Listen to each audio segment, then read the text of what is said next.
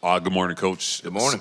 Last week before camp started, you said that you'd be disappointed if you didn't look sharp out there, given the things that you guys have chosen to focus on. How do you feel 1 week toward camp about the things that you guys are trying to do well?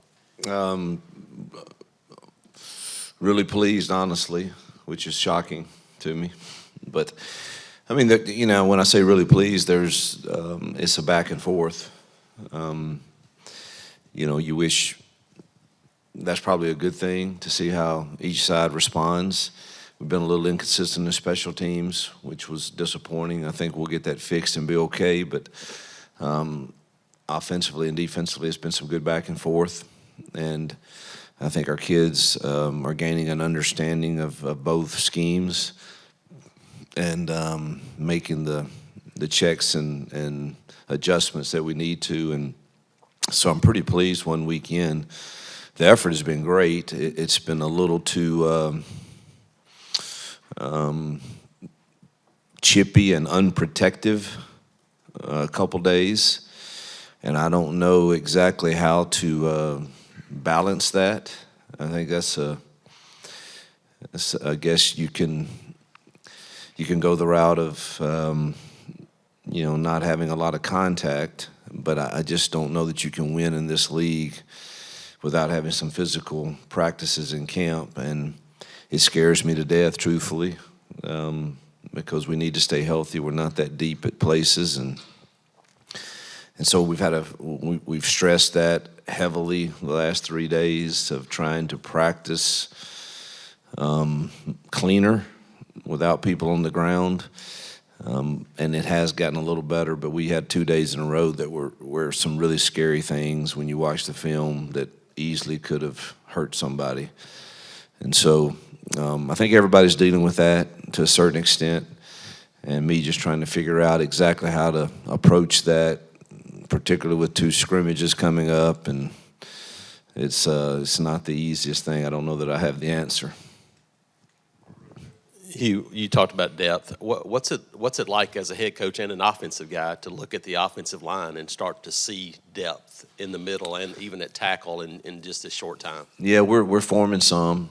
I tell you, he didn't get talked about a lot. Joyner's really surprised me, truthfully. He's going to be a really solid backup for us and can play all 3 in the middle. Tate is leading, and gosh, just he's practicing really, really hard, and so feel really good about those 2. And I tell you, Dre Carter's got something to him now. He's just a freshman and needs to get stronger and all of that, but he moves people, and so those 3, along with Tyler Johnson and Ronan Chambers has done some good things too at tackle. So feel like we're developing some depth there. Hugh, when you mentioned that intensity and kind of, like you said, those scary moments, was that just a little too much physicality during a play, or was it extracurricular stuff? I guess, how would you describe that? We hadn't had a lot of extracurricular stuff. You always have a little of that. I only remember 2 of those, and they weren't terrible, but it's in the play. It's whether it's inside run and there's, defensive line runs a twist and everybody gets tangled up, and now there's 5 guys on the ground on top of each other, or a running back is going through the hole during that drill, and that happens, and it's that far from, hitting the bottom of his leg on his ankle or somewhere. And then in one-on-ones is always a challenge to get the DBs to stay off when they're in trail position, to stay off the back of the receivers. That's kind of how Dre Lambert got his ankle. So it's most of it's been during the plays, just people getting after it and being physical, and just too many bodies on the ground. Yeah, question about the offense so far. Have you been able to get enough data on, are things flowing more smoothly this year? Has Peyton stepped up his game, just the offense in general?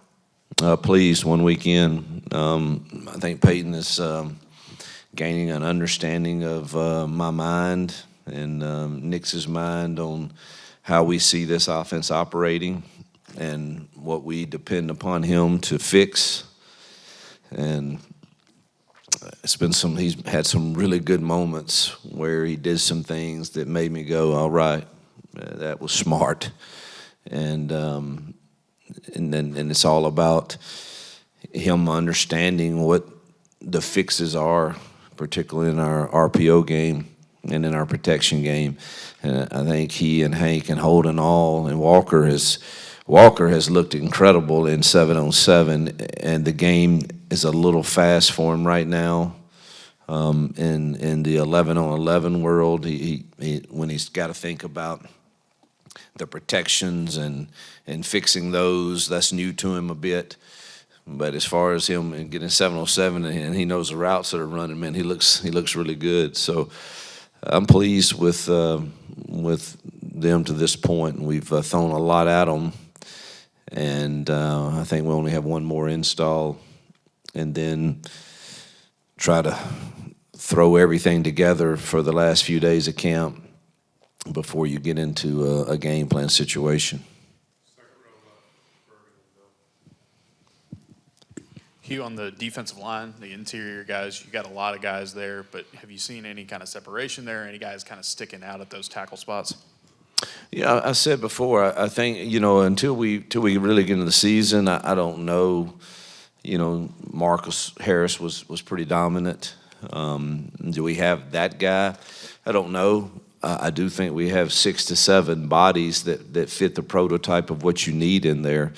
And I think what DJ is able to do defensively is use their skill sets to create some negative plays. Isaiah's got the potential to be that guy. Phillip is strong as I've had. You got Gage and Trill and Bobby and TJ Lindsey's coming on, Malik Blockton.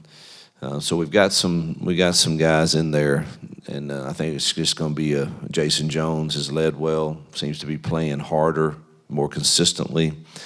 So I think we've got some guys that you can rotate in there, and hopefully them playing a limited number of plays, being really fresh, even helps us.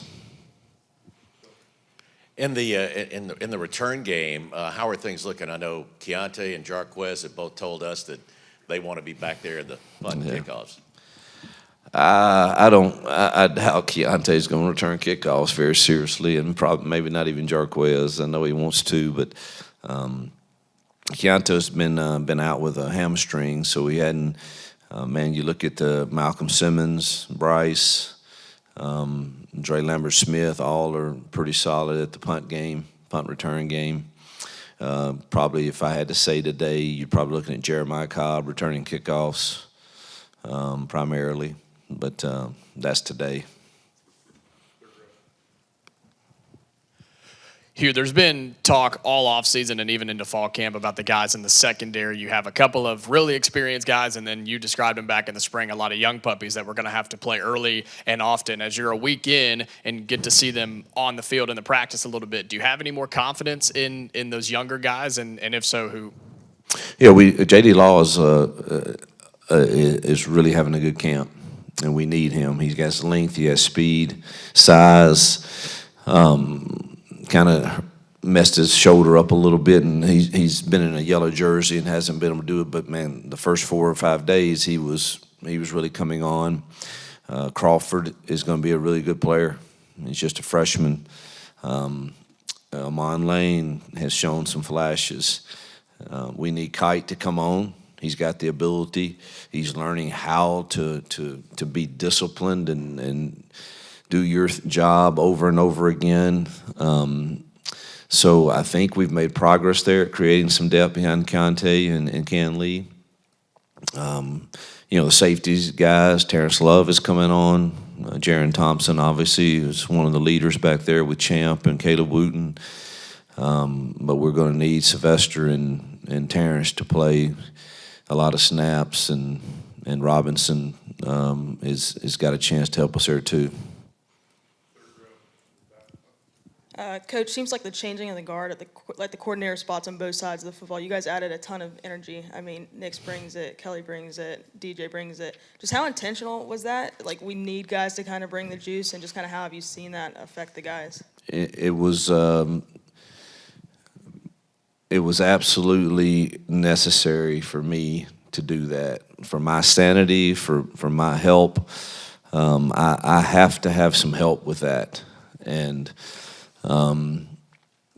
DJ and Charles and Nix and really have helped me with that. So I think it's become contagious. I think the kids see it. I think it breeds over even some confidence to them, and so I couldn't be more pleased with the chemistry of the staff right now.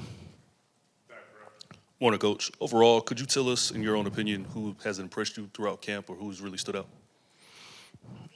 I hate just talking about who has. I think the whole group has given incredible effort. I mean, if you start on the D line, obviously Keldrick and J-Mac, what they can do and what they're going to be, and those inside guys rotating have been pretty impressive.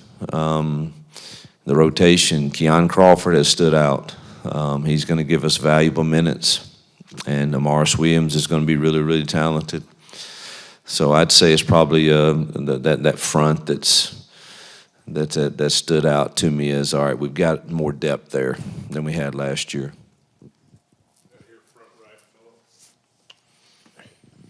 Hugh, in these different days, is redshirting players almost just a thing of the past since they can now leave? And that's one question. And two, how challenging is it if somebody's really not ready to play or play much to make him understand so he doesn't just take off and leave? That is incredibly challenging today to explain to someone this is going to be best for you long term. And I wish I could get Van Jefferson on the phone or DK Metcalf maybe and say, look, explain to them how you redshirt in year one was really good for you. And but that's not the easiest thing to explain for sure. I don't even begin to think about redshirting at this point until we kind of get into the season, a few games, and see how everybody's processing and the chances they get on the field. There are a few right now that I would look at that I think are going to be, even to the point of NFL players. But it's probably in their best interest if they were to give it a year. But most of the time, that's hard for them to see. So that's a difficult challenge. But we'll play each individual by ear, and it's really a week-to-week deal of seeing kind of where they're at that point and where we are with a healthy roster. Go to Dan in the second row, then Brian in the front row, and then a few follow-ups. Coach, you're evaluating 9 scholarship receivers, 7 of them new to the team. What are the most important factors, and has there been any separation so far at the receiver position? Boy, if I were to go through them, Dre's been solid. He's been a good leader. Robert Lewis is really taken on a leadership role in that room. They're both going to be depended upon to give us solid minutes and to do the right things and the needed things. Sam Jackson's got some maturity and some experience that hopefully will help. And Camden Brown obviously is an incredible teammate and a solid player in that room that you can depend upon. Caleb, same. Then you go to those young kids that are all super talented. Like really talented. And how ready will they be? It's hard to see or to say, but I'm excited about them for sure.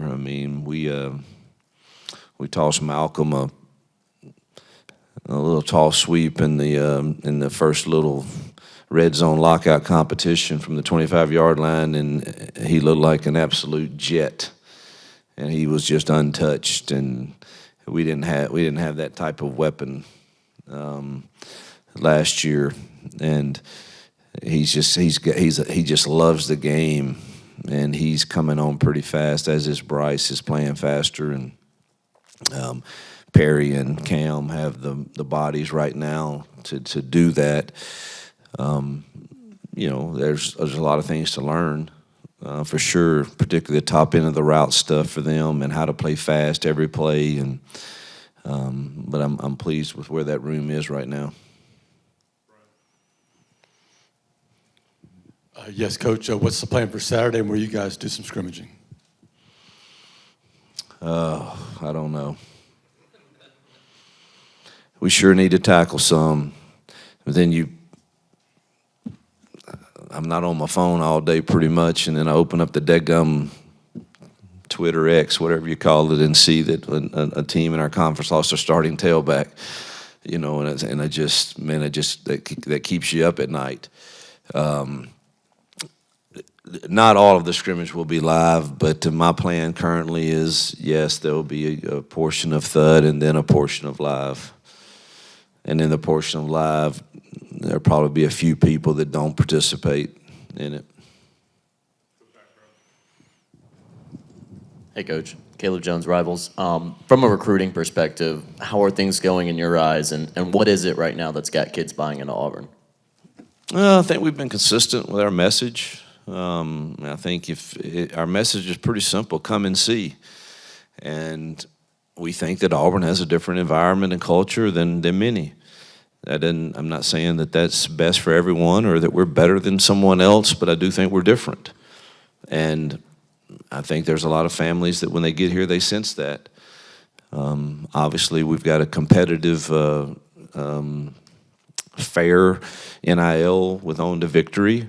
I think that's a part of the discussion. We can't sit here and say it's not, but it's not like we're crazy with it. I'm very upfront and say I think there things in life should be earned, and I think we're fair. I think that helps, but I really think it's the culture that people believe. And I've got a good staff that does a great job with it and building relationships with them and their families, and so I'm pleased with where we currently are. Do we need a few more pieces to the puzzle? Yes, and we're working hard at that, and hopefully can land a few more of those. And we've made it a priority to start here in state, and I think right now we're in a good position with that plan that we put in place. It seems to have been beneficial and worked to this point. Obviously, it's never over, but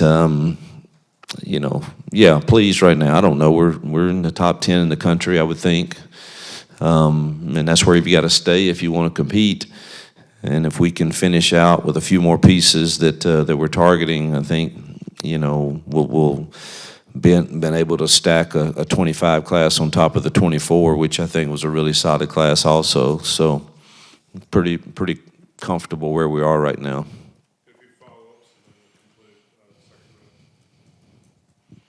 Hugh, we've heard from the offensive line, some of the running backs that the running game has gone pretty well so far in camp. What's your assessment of y'all's ground attack? Do you feel like you guys have made some really good progress there? Well, I think we have a ways to go with that, truthfully. But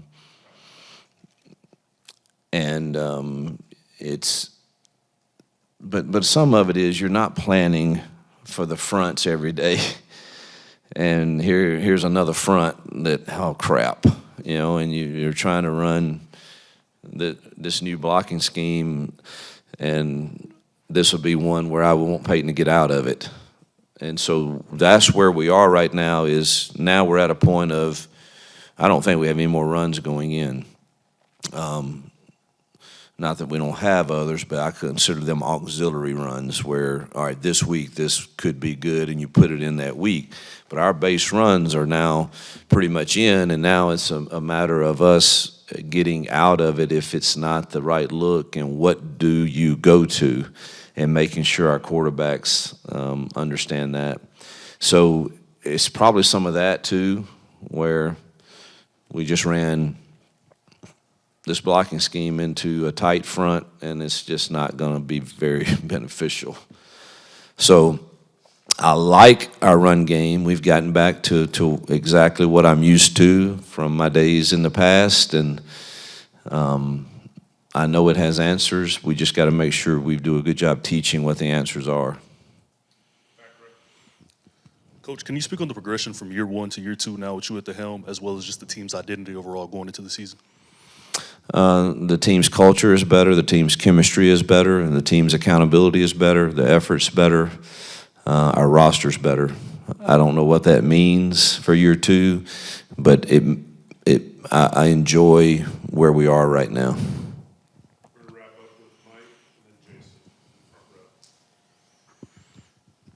Last year, midway through camp, you described Peyton Thorne as pressing.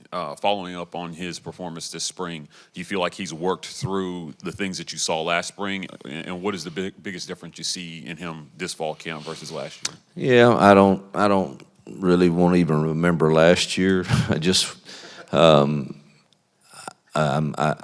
just think he's. I don't want to set him up for undue criticism or anything. I mean, obviously quarterbacks are going to have that if you don't have success, and they're going to get all the praise if you do have success. But I'm pleased with exactly where he is. The work we've done in the off season to understand each other has been beneficial. I can see it. I think he's very confident. And obviously, having guys that he feels like can win at the top end of the route is helpful too, to eliminate some of that hesitation that I think makes for a really, really bad decision. You rattled off a bunch of names on both sides of the ball, young guys that are talent, all this. How beneficial can they be on the special team side, and also getting them some experience, even just more than the return game, coverage teams, all those things, when you run through all those guys on both sides of the ball? Tanner thinks we're leaps and bounds better, going to be leaps and bounds better on all of our coverage teams because of that young depth. We have more guys that can run, and they're bigger and stronger, and that's what you need on some of these coverage units especially. And obviously we feel good. Alex is getting better.